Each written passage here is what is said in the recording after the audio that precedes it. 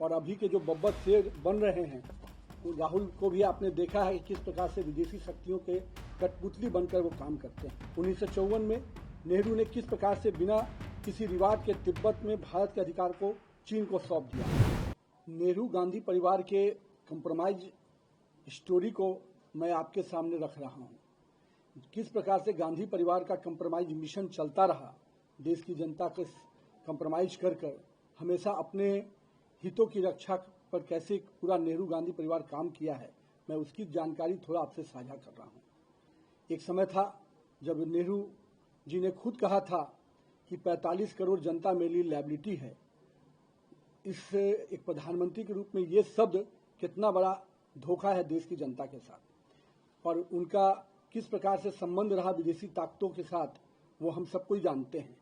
और अभी के जो बब्बर शेर बन रहे हैं, राहुल को भी आपने देखा है कि किस प्रकार से विदेशी शक्तियों के कठपुतली बनकर वो काम करते हैं। ये जो पूरा कांग्रेस परिवार का कंप्रोमाइज मिशन रहा है, इसके कुछ अंश आपके सामने रख रहा हूँ। इतिहास गवाह है कि नेहरू जी के सचिवालय CIA और अन्य विदेशी एजेंसियों के लिए किस प्रकार खुली किताब के रूप में था। 1954 में नेहरू ने किस प्रकार से बिना किसी रिवाज के तिब्बत में भारत के अधिकार को चीन को सौंप दिया, ये हम सबको जानते हैं। पंचशील की आड़ में किस प्रकार से अक्साई चीन का कब्जा मान लिया गया। यूनाइटेड नेशन सिक्योरिटी काउंसिल में किस प्रकार से पत्र लिखकर चीन को स्थायी सीट देने की वकालत की गई, ये हम सब ने देखा है नेहरू का कंप्रोमाइज मिशन। अब आते हैं माननीय इंदिरा गांधी जी के पर, जिन्होंने लगातार एक बड़ी छवि बनाई थी, लेकिन हम सबको ध्यान में है कि अमेरिकी राजदूत मोहिना ने माना था कि CIA ने कांग्रेस को चुनाव में प्रचार करने के लिए पैसा दिया। शिमला समझौता, जिसमें 93,000 पाकिस्तानी सैनिक को बिना PO के कब्जा लिए हुए छोड़ देना, आखिर किस कंप्रोमाइज मिशन के तहत ये किया गया। राजनीतिक रूप से कच्चा टीपू जो है श्रीलंका का, उसको किस प्रकार से उपहार स्वरूप श्रीलंका को दे देना, इंदिरा गांधी के कंप्रोमाइज मिशन की स्टोरी बताता है। आइए राजीव गांधी के कंप्रोमाइज मिशन को देखेंगे तो आप देख सकते हैं कि रक्षा सेवा में किस प्रकार से अपने उस डील को पर्सनल बैंक अकाउंट को मजबूत करने का माध्यम बनाया गया। बोफोर्स घोटाले में स्वीडिश जांच के लिए किस प्रकार से उसको रोकते हुए अपने मित्र के लिए कोटोरोची को बचाने का किस प्रकार से प्रयास किया गया। हम लोगों ने देखा कि भोपाल गैस कांड में हजारों भारतीयों के हत्यारे वोरेन एडरसन को राजकीय विमान से सुरक्षित देश से बाहर करना, आखिर इस कंप्रोमाइज मिशन का कहानी को ही न बताता है। और इसके बाद सोनिया गांधी जी का, जिनका पूरा राजनीतिक अगर आप देख सकते हैं तो 2004 से 14 के बीच में नेशनल एडवाइजरी काउंसिल के माध्यम से सुपर PM बनकर समांतर सरकार और कैबिनेट का संचालन करना निश्चित रूप से कंप्रोमाइज PM का मिशन जो कांग्रेस का था उसको पूरा कर रही थी।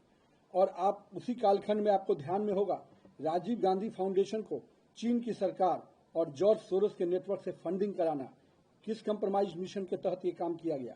चीनी कम्युनिस्ट पार्टी के साथ कौन सा गुप्त समझौता किया गया, निश्चित रूप से ये उनके कंप्रोमाइज मिशन की झलक है।